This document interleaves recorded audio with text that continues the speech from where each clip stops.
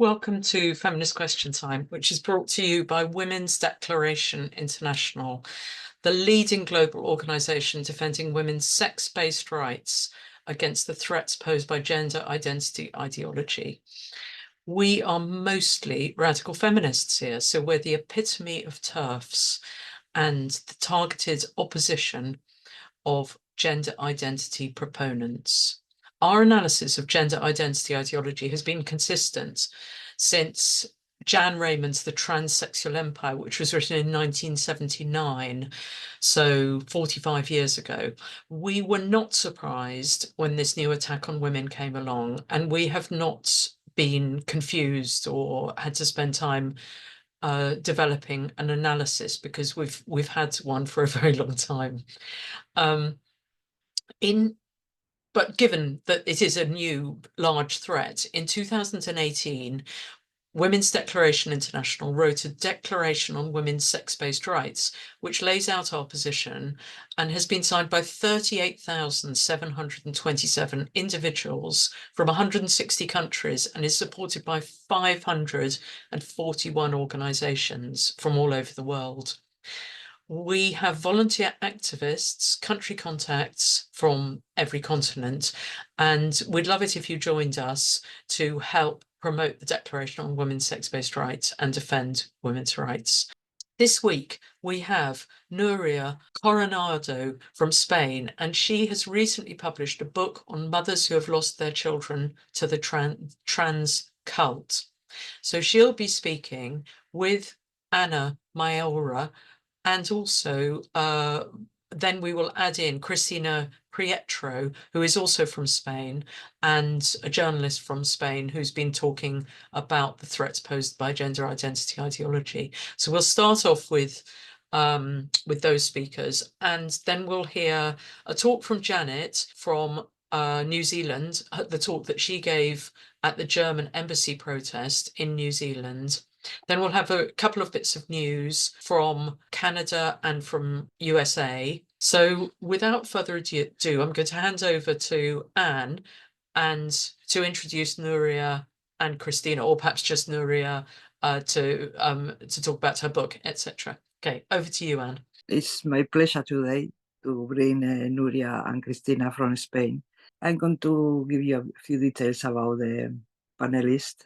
Cristina Prieto, she's a journalist, teacher and researcher in communication. She graduated in journalism from the Complutense University in Madrid and did a postgraduate in women's studies from the University of Granada and has a PhD in journalism from the University of Malaga. She's been editor for various media outlets and press officer for political and institutional communication offices. She's a researcher on issues related to transparency in open governments and co-author of the book Nietas de la Memoria, published in 2020, the granddaughters of memory. So this is about the women in the Civil War, no, Cristina? Yeah, that they were very free in Spain, and then suddenly they were buried alive, really, and has published a lot of academic articles on feminism and equality. Nuria, on the other hand, well, she's also a journalist, writer, lecturer, and trainer in non-sexist communication. She graduated in journalism also in the Complutense University of Madrid, and she has since collaborated in numerous media, including Diario 16, Público, El Español, República, and now Crónica Libre. She currently writes for Geoviolencia Sexual, El Común, and on her blog, La Voz de Todas, all the women voices. She has published several books, and the latest being, and she's going to talk about it a bit today, No contaban con las madres. They didn't count on the mothers, about moms that have lost their children to the cult. A guide of prevention of grooming and pederasty, guide to the grooming and pedophilia in 2023. Lolita contra el Lobo. This is a book she wrote with Laura Strago. So it's a bit of no, Lolita against the wolf, no? Comunicar en Igualdad, also 2019. Men for Equality, 2017.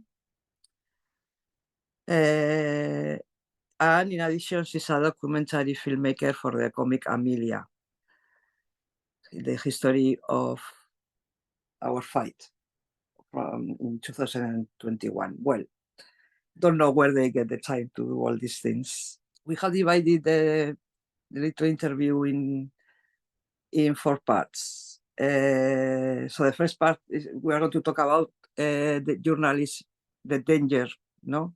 We find journalism in.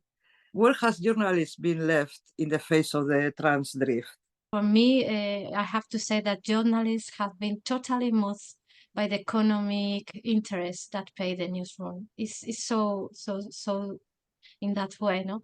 The media and those who work in them are so utilized and have betrayed that very principle to which anyone who calls himself or herself a journalist of a duty to.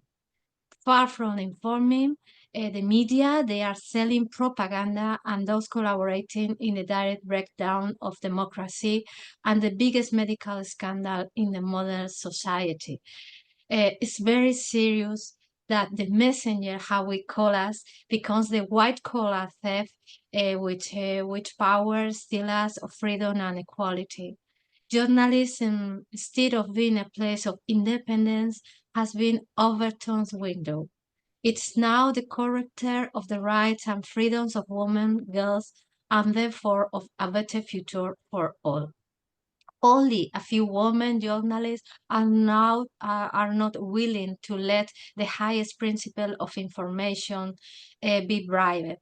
We are the ones who are uncomfortable with the whole treacherous ecosystem of public opinion, and that is why we are banned, we are expelled, or erased.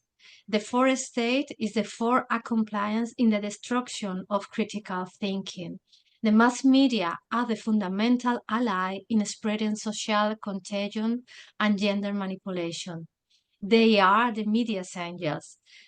Some give hormones and amputate healthy part of the bodies and minds of minors, and others corrupt the real truth. The gender industry knows this and use it very effectively. In fact, the Soros family has, in addition to interest in pharmaceutical and biotech company, different media and content platform under its control. The truth is hidden at the same time as the whole of society is bombarded with the slogan of transhuman rights. This was because, as James Kipper said some years ago, the countries that have moved most quickly to promote trans rights and remove parental consent have been those where the group pushing for such change have managed to stop wider public awareness of the proposal. By contrast, in places like Britain, as you know, the more sports and the more exposure this agenda has had, the less successful the trans lobby has been. For finish, all this has a lot to do with the level of misinformation. Even the World Economic Forum, the economic and political elite, warned at its last meeting in Davos through the Global Risks Report 2024 that is saying that in the next 2 years, this will be a big global problem and the fight problem in 10 years horizon. So the journalist is lost. Cristina, hi. What has been jeopardized is freedom of information, no? Because what we find is more propaganda. We can say there is freedom of information nowadays. Information has been replaced by propaganda. Feminist journalists can say that sex is impossible to change. However, journalists who talk about women with penis can publish their stories without any problems. Lies have replaced information and no professional in organization says anything.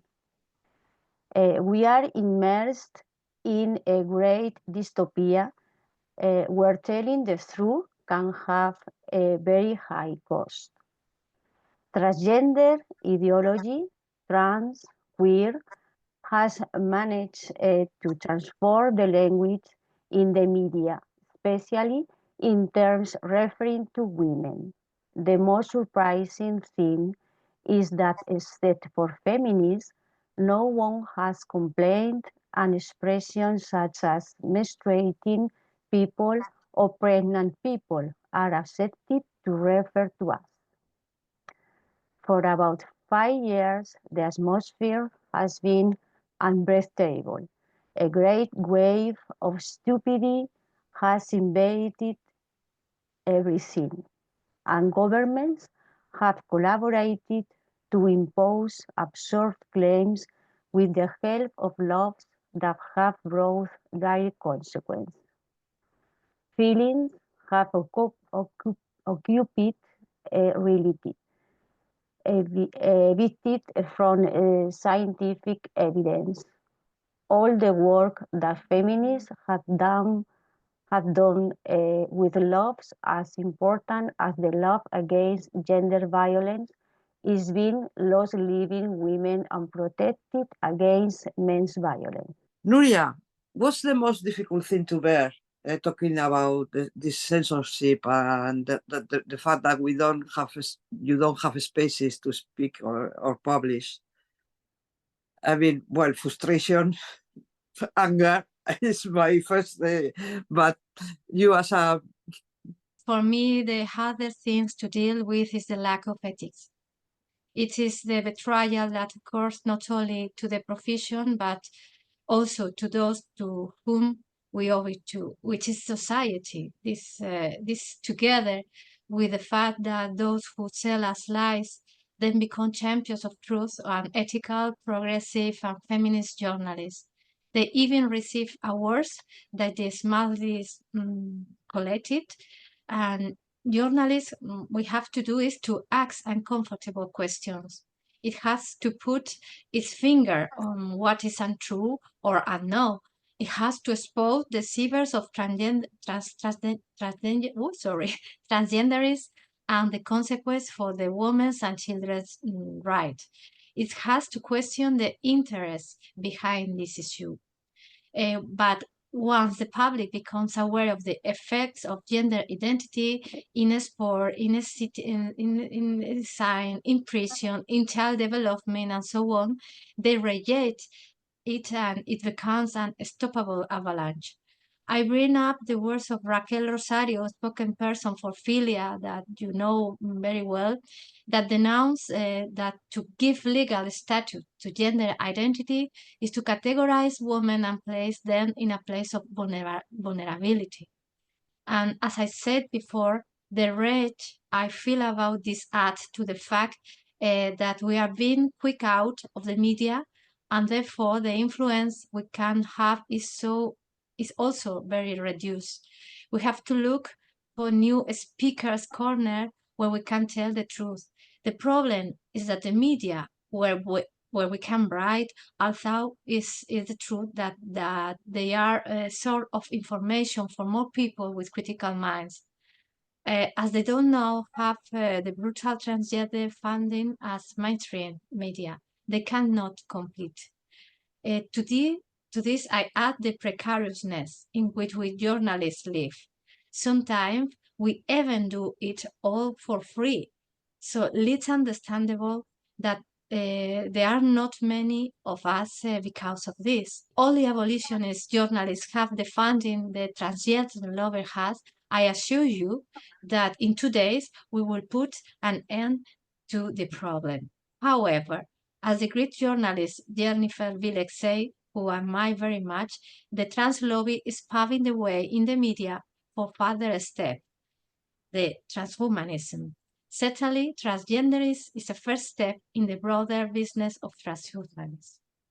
Even underpaid, as we freelance journalists are, even insulted, with a slat like annoying Nuria, how they call me, even outraged by other star journalists, even when they don't call any of us to give talk or collaborate with other media. I can talk about one popular online paper, the late more than 100 collaboration. I do it with it, and 10 TV programs I did. They erased all of them, even after being critic, and I didn't stop talking about trans, and I am going keeping telling the truth. I do it because I love really the journalists. I think it's the best thing I can do in my life. And like the mothers towards the children, my love of a journalist is infinite because of the enormous transformative power it has.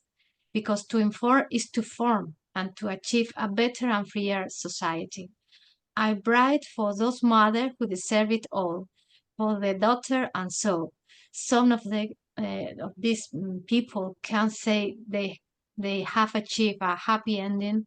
Others keep going, and many will continue to give till their last drop. I also do it for my son and for my daughter. So I love life, and I love not to say.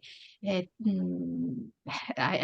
want to show the world the real thing. So that's all. Cristina is going to talk us how she does her research, what she looks at for it, because even when you have the data, they accuse you of lying and being a bigot or TERFs. Spanish feminist journalists always say, follow the money. When we want to know where some organization always get public funding to carry out their activities. In recent years, some journalists have followed this trail. In Spain, we have the transparency labs at the state and regional level that oblige administration to publish the subsidies that are awarded to organizations. The websites of the central administration are the best source to look for this money.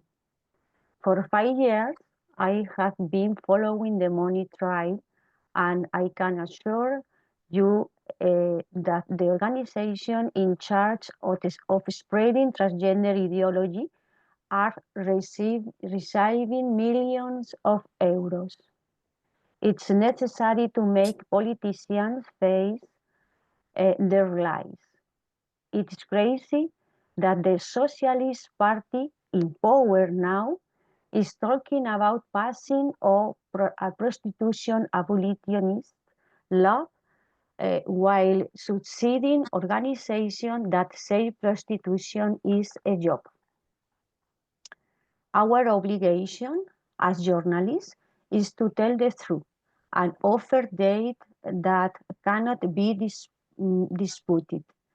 I work with official data, so no one can say that I am lying. Well, now Nuria is going to tell us about the adventure publishing her last book, The Weren't Counting of Mothers. So here is my daughter. I'm very proud of it because I have been 6 years work, and finally here is everything. In my case, I have been doing dozens of reports and interviews for 6 years. This book called "They Didn't Count on the Mothers" is the right to give a voice to those who are deprived of it in the mainstream media. I think it's very important to create a story and a society in the context in which all the parts that make up the puzzle are present, because there are many ages that need to be made visible so that the people then realize the enormity of interest behind the transgenderism. It's some misogyny violence disguised as a modernity and progress that is nevertheless machismo in its purest forms. Men want to maintain the status quo as they always have been there, where they always win, so that we are born losers. For me, listening, touching, looking in the eyes of the victim, not only the children and young people, but also the families or the professionals who are at stake, like physiologists, lawyers, doctors, teachers, is very important because the truth is moving and shocking. I have seen them break down. I have the mother heard them crying on the other end of the phone, looking for answer to impossible questions, knocking on doors that we like concrete walls. I have seen them struggle, fall down, cry again, and get up again. All of them, absolutely all of them, are the living image of dignity and love in capital letters. A dignity that very few journalists in this country have dared to give voice to, because the media were doing something else, manipulating, which is more profitable than looking for the truth. As Laura Lecona writes in the prologue of my book, these are the voices that are rarely heard, precisely because there is a force that is very interested in silencing them. It's not in their interest that when we hear them, we find out about them. And the strategy of this enemy is not to cover their mouth, but something a little more subtle, to brand them as crazy, evil, or phobic, so that society does not listen to them. Economic observers predict that that transhumanism will be the big business of the 21st century, a niche market, as we call, that are going to make a big fortunes. And it's also a first step towards crowning the rule of individual desire. Whatever you want, you must have. The high, of course, that only the elites who can afford it will get their wishes. Scott Newman, an American female transitioner, denounced the global media investment at a Crowell press conference. She silence and shame the journalists present in a packed press room with a major American network. She urged them to do their jobs instead of the corrupt game they are promoting. She called on them to do journalism and to tell the truth about the medicalization of minors and the phenomenon of rapid onset gender dysphoria. So we only have to do to show the truth. That's all. We are getting to the third part now, and here we are going to see what these brave women are fighting against, no?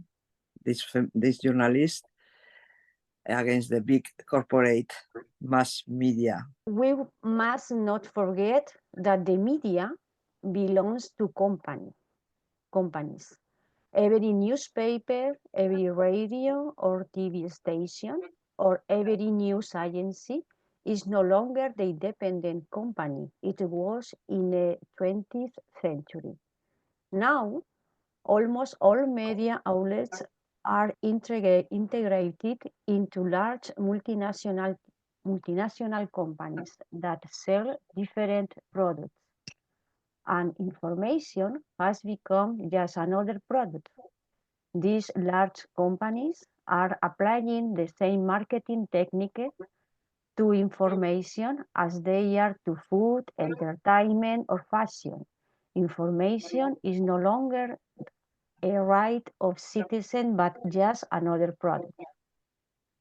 It's important not to lose sight of this concept because international organizations, governments, unions, political parties, or in NGOs have fallen into the clutches of the most savage capitalists. The only civil movement that has resisted has been feminist. This resistance, which was not seen as dangerous at first, has become a great dangerous enemy that must be overthrown. The great international wave of gender identity that has swept everything has not been able to completely silence those radical feminists who have always differentiated between the capitalist mandates of transgenderism and the liberating theory for women that is feminist. What has been the result? In Spain, where most of the media have spread gender identity, feminist journalism has been expelled from mainstream media. I'm not going to dwell on this because my colleague Nuria is going to offer you more data. I just want to say that there are almost no feminist journalists left in the mainstream and public media. However, there are a handful of online newspapers in which we have been able to continue publishing. Social networks have also helped us to spread our message, but it's not enough because there is a large percentage of the population that is not present on social networks. Although we have very few places where to write, we are very resilient and have set ourselves the goal of exposing all the contradictions of gender ideology, the amounts of money that all state administration give to transgender organizations, and the problems that arise in situations where women are now exposed to too many dangers. Another thing I like to talk about is the difficulty in getting data.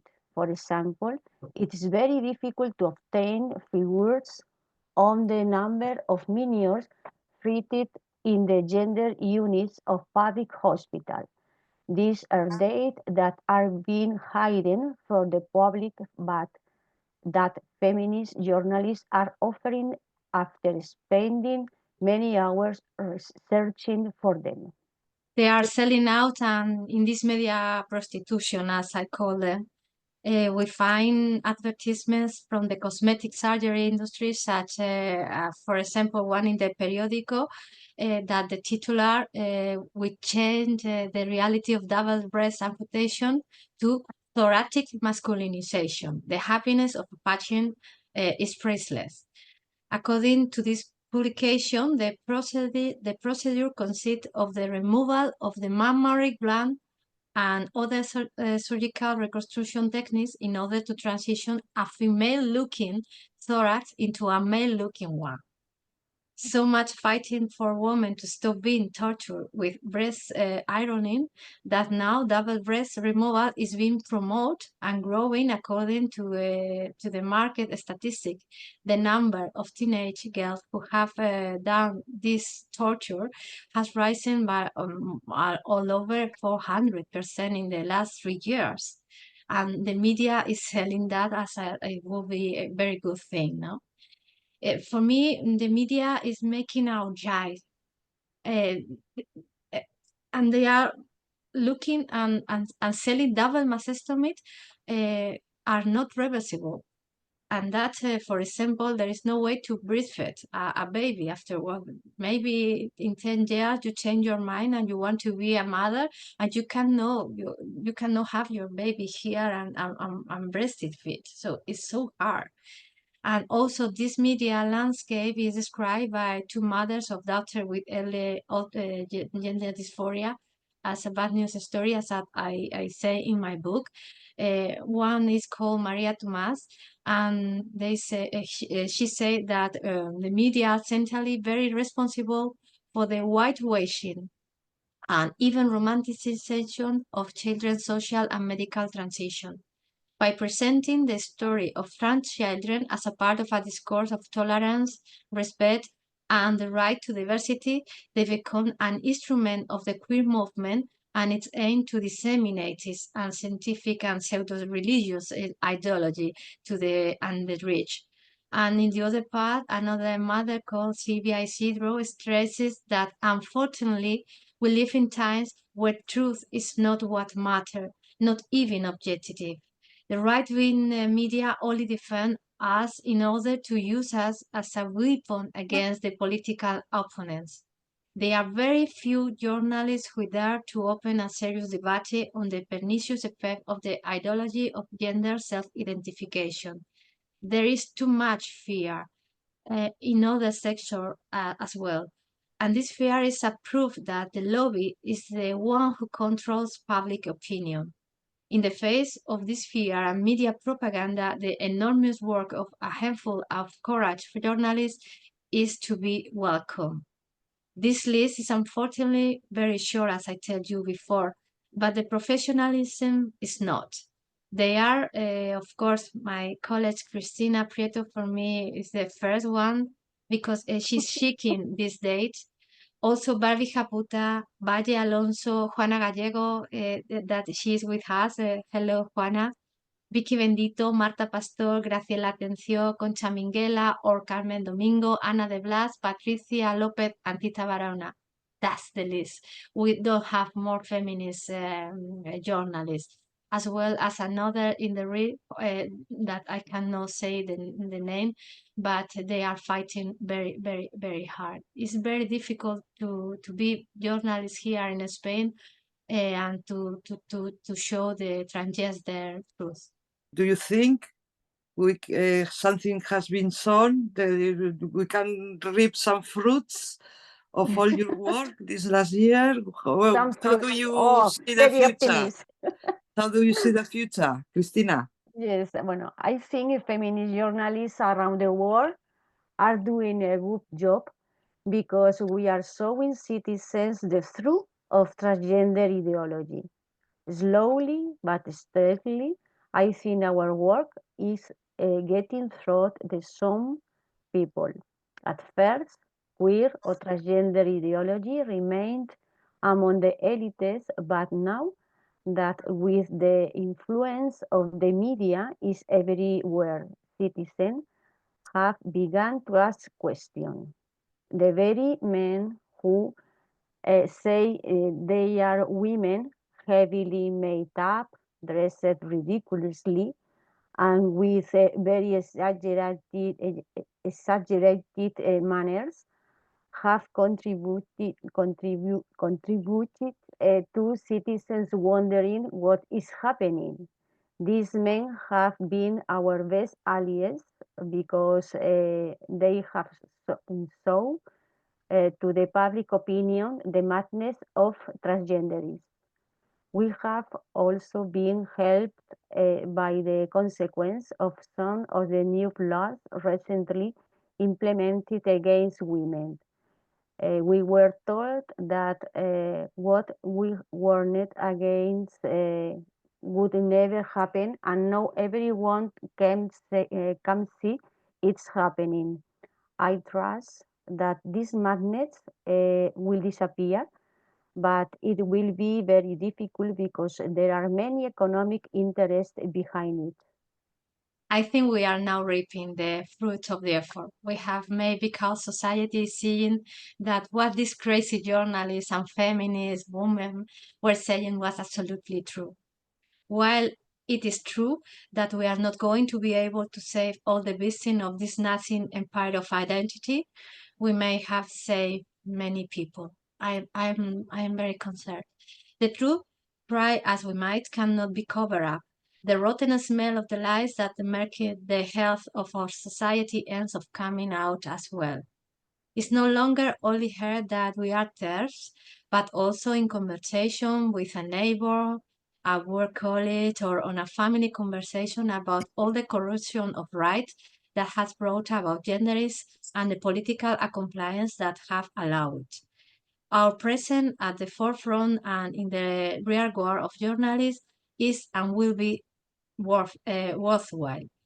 as the writer Victoria Sendon, a Spanish writer, said, to be Rosa Parks is not get up from the place that belongs to us, and that we will not give away to anyone for the sake of supposed human values.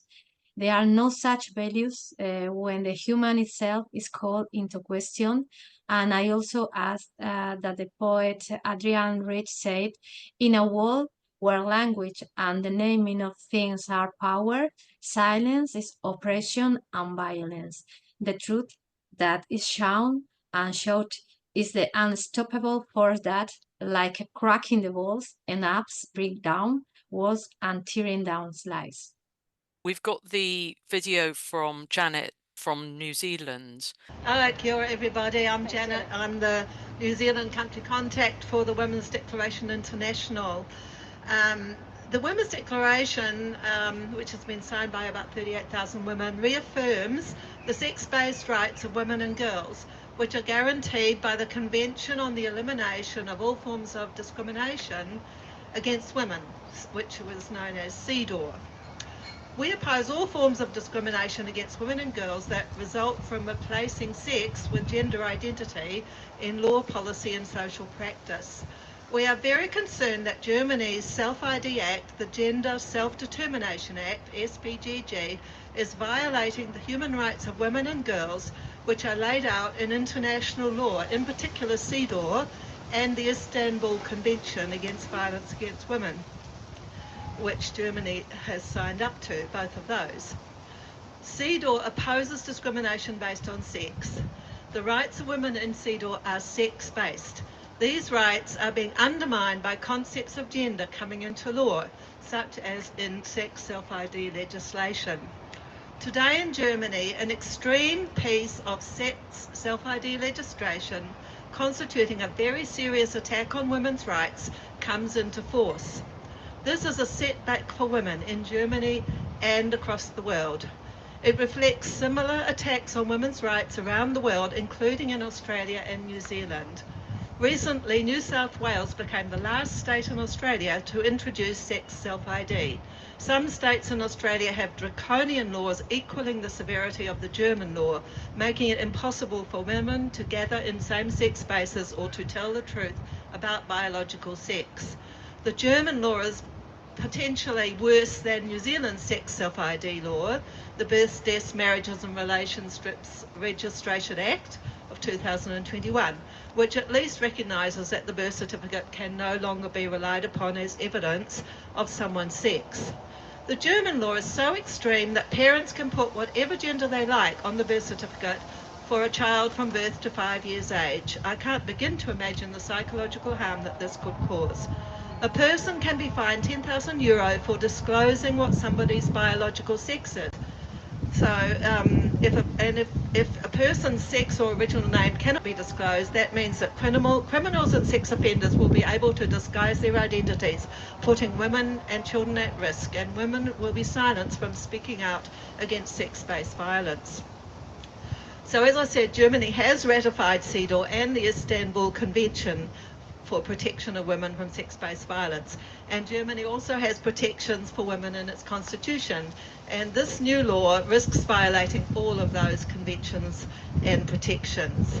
The UN Special Rapporteur on Violence Against Women and Girls, Reem Al-Salem, sent a 17-page letter to the government of the Federal Republic of Germany, addressed to the Foreign Minister, Annalena Baerbock, in which she described her great concerns about human rights threat to women and girls posed by the Self-ID Act, and she demanded statements as to how Germany would continue to guarantee the rights and safety of women and girls.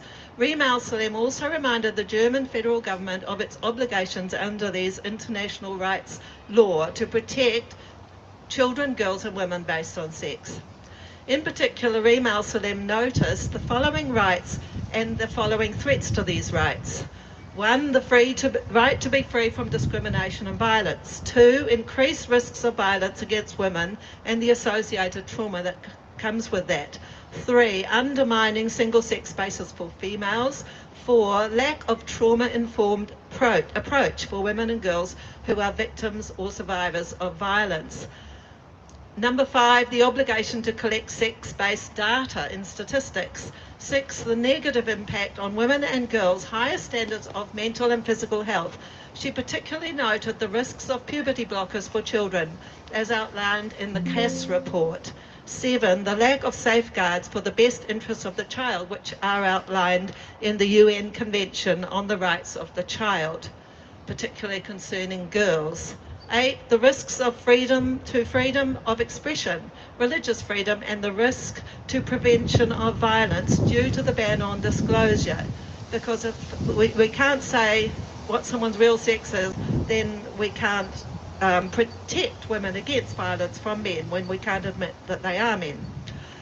Reem Al-Salim concludes by expressing her great concern about the negative consequences that the new law would have on the rights of women and girls. She reminded the federal government that as a state party to CEDAW, it will be held accountable if it does not take all appropriate measures to prevent, investigate, prosecute, punish, and provide redress for acts or omissions by state and non-state actors that lead to gender-based violence against women.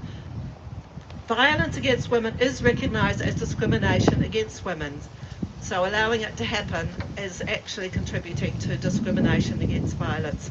She noted particularly the risks of violence towards women prisoners who are forced to share cells with male inmates. And also, violence against women is inherent in prostitution, which has been legal in Germany for 20 years. The Special Rapporteur asked the German government to explain what steps it would take to address these concerns. She received a very short, meaningless reply which evaded all of the questions. And I note that the German ambassador has tried to reply a little bit more, even though none of her responses are any good to the letter that Speak Up for Women sent her. But at least she did seem to put a bit more detail in than what the German government gave to Reem Al-Salim. Anyway, Reem noticed also, Reem Al-Salim, that the word Geschlecht in the German Self-Determination Act is understood to refer to both sex and gender, as German law does not make a distinction between them and uses the same word to denote both. She says this prevents a sensitive approach to issues pertaining both to sex and to gender. Under United Nations law, until recently, has always recognised that sex is about biological sex, whereas gender is about the social constructs and expectations which reinforce a hierarchy of men over women. CEDAW calls for the elimination of these sex-based stereotypes. We have seen the conflation of sex and gender happening in other countries too, where the word gender has often been used as a polite term for sex, and then eventually it came to replace sex altogether, thereby eroding the recognition of the reality of sex and sex-based rights. German women have been speaking out against this harmful and misogynist piece of legislation, but their voices have only been ignored by the government. Instead, the government have paid attention to the co-opted women's and human rights organisations who have supported it. We see the same pattern happening here in New Zealand. Undeterred, the group Last Frauen Sprechen, apologies for my pronunciation, has called for international solidarity and for us all to gather today at German embassies around the world to protest this threat to us all. Ina Wagner, the founder of Last Frauen Sprechen, said on a Women's Declaration International webinar in September, "We want the so-called gender identity to be removed from all laws because self-ID harms women's rights. They should be removed from the EU, UN and laws in all countries. Let's protest together all over the world against the arrogance and hypocrisy of misogynist politics on November the 1st, starting at 12:05. So this is exactly what we're doing. Yay! And here we are. And now I'd like to read out a message of solidarity from Ina Wagner to all of us who are here today. This is what she says. Hang on. This is her message. Dear sisters, I would like to tell you how the idea for this international campaign came about. It was born out of the anger at the politicians that I have developed in 3 years of demos against self-ID. The politicians don't hear us. Are we too quiet? Then we should unite our voices and send a call to the whole world. In this case, United Women's Voices are directed at the German politicians who have passed one of the worst self-ID laws to protect the lie that sex can be changed. But politicians in other countries around the world also act as if they don't know what a woman is and abolish women's rights. So I came up with the idea of asking women in other countries if they would demonstrate in front of the German embassies. I thought hopefully there will be 3 to 5 crazy women who will do something in 1 to 3 countries. And we made a great discovery. The world is full of crazy women. We have solidarity support from 22 countries, and in some countries, several protests have been announced. This is an example of women's power that inspires us all. We are the grassroots. We can only rely on ourselves, on women at grassroots level, because the big organisations like UN Women, which were once supposed to protect us, women have betrayed us.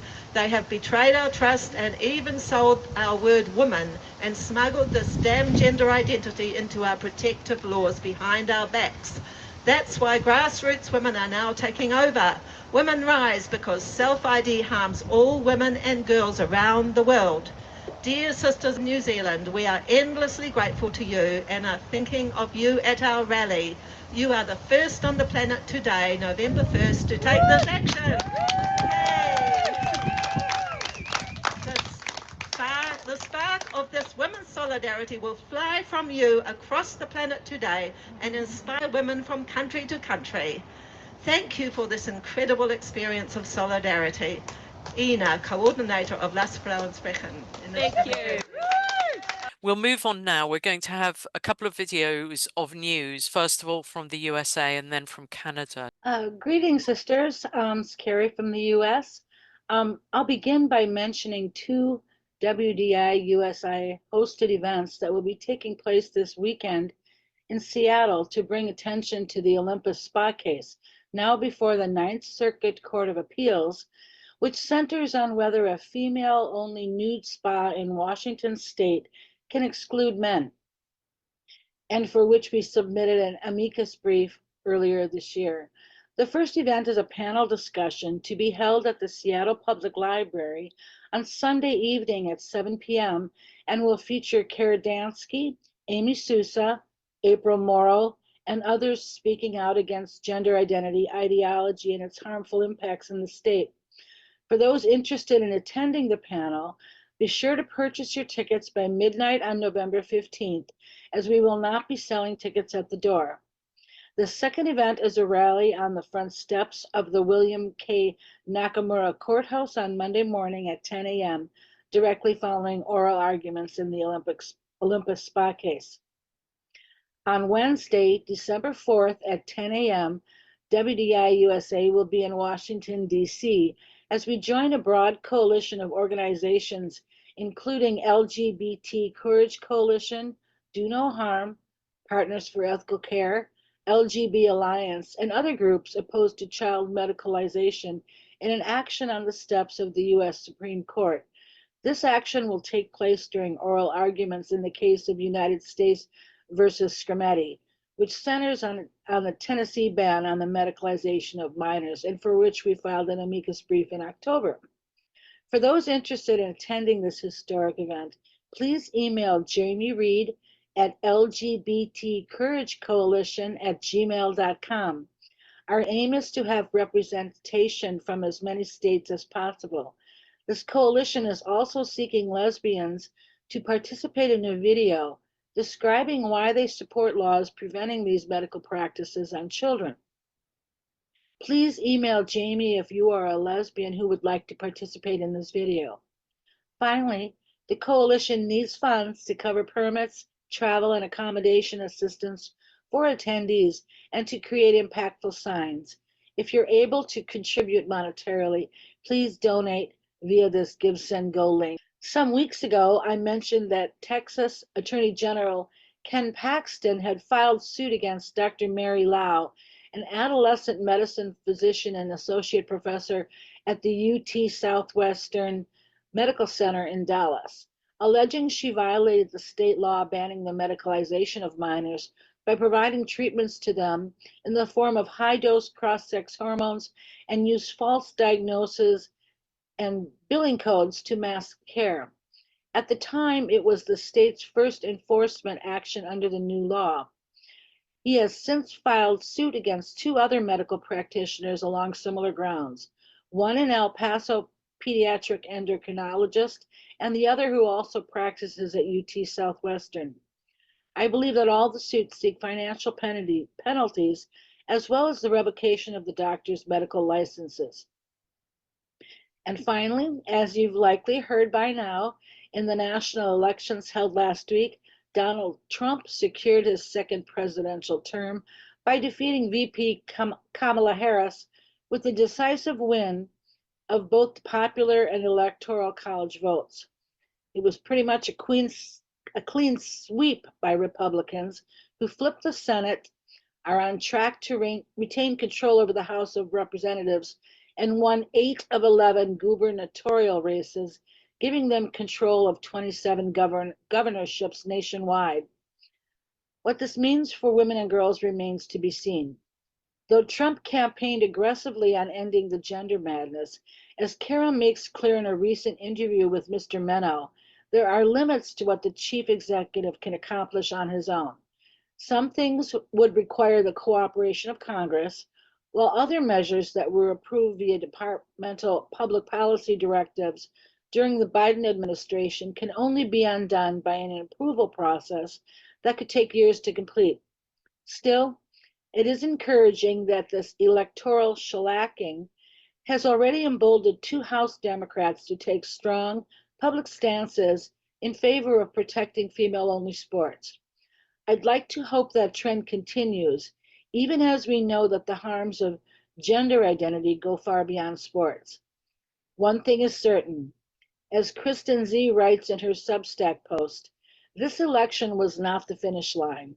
Our work continues, and while a shift in leadership may pave the way, it is up to us to keep women's sex-based rights at the forefront. Thank you. That's all for me today. This is from Sam in Canada, so it's news from Canada. Redux reported this week that a trans-identified man who shared sadistic child abuse content and called for transitioning of minors will serve a shortened sentence in a women's jail. This man, who calls himself Christelle Lozon, but who was known as Danny Lozon as recently as 2020, is a repeat child sex offender. Lozon has been found to be active in pedophile communities and was arrested on child pornography charges after he was found to have filmed a 10-year-old girl in the shower and then distributed the content among pedophile forums. He was also caught with hundreds of files depicting child pornography. The judge overseeing Lozon's case highlighted that the sexual predator had advocated favorably for pedophilia to be considered a sexual orientation, stating, "He made very disturbing statements suggesting that his attraction to children wasn't an illness, but rather simply a sexual orientation." The judge continued that the particularly odious nature of the files involved young girls who were abused and forced to submit to acts of bestiality. However, the judge agreed with defense attorney Stephanie Gariffi with that conditions of Lozon's detainment were extremely difficult, as he had been placed in a women's jail but is often kept in isolation away from female prisoners. "Madame is a trans woman," he said. "The conditions of detention are unique. He is often excluded from the prison population." This is evidently a reason in this judge's eyes to let him go early instead of putting him where he belongs, in a men's prison. Adam Laboucan, who I talked about last week and who goes by Tara D'Souza now, is in the news again. Redux reported today that Laboucan attacked a female, and Laboucan did not face any consequences for this attack. It was vaguely mentioned at a parole hearing in 2018, and the parole board cited Laboucan's indigenous heritage as a mitigating factor. The board found that you have experienced negative intergenerational effects as a result and acknowledged the linkage between your involvement in the criminal justice system and a number of elements in social and family history, including your substance abuse issues. Angela said that part of the reason she decided to come forward was due to another incident she'd witnessed in which a different trans-identified man known as Coco Tallulah, beat a female inmate so horrifically she suffered a miscarriage. The assault occurred in 2020, and Tallulah was transferred back to a men's prison in 2021. Angela stated, "The violence that happens to women from these men in jail is ridiculous. The Correctional Service of Canada doesn't do anything to stop it and blames the women as aggressors in almost every situation." Finishing off with some good news from Canada, Ontario teacher Carolyn Brzezinski will be able to proceed with her defamation suit against the Waterloo Regional District School Board. In January of 2022, Brzezinski made a presentation at the WRDSB. She expressed her concern regarding the content of diversity materials in elementary school libraries, which promote transition as cool and without consequence. The chair of the board at the time, Scott Pietkowski, cut off Brzezinski's presentation and removed her from the meeting. She was subsequently assigned to home pending a formal investigation, banned from contacting her colleagues and students, and accused of transphobia and of violating the Ontario Human Rights Code. Brzezinski brought a defamation lawsuit against the school board and Scott Pietkowski, which they tried to have thrown out of court. An Ontario judge originally dismissed an attempt by the board to use an anti-SLAPP motion, which is a motion to have a case dismissed at the very, very early stages, to dismiss the case, but the board then appealed this decision. This week, the Ontario Court of Appeal dismissed the Waterloo Regional District School Board's case. Carolyn Brzezinski is now free to pursue her defamation suit against the board and Scott Pietkowski at the Ontario Superior Court. The court noted a discrepancy between Brzezinski's words and how they were subsequently characterized by Pietkowski. It also outlined that the WRDSB's decision to remove the video of Brzezinski's presentation from its website, while Pietkowski still commented publicly about it, prevented members of the public from forming their own assessment. And that's all I have today. Thank you.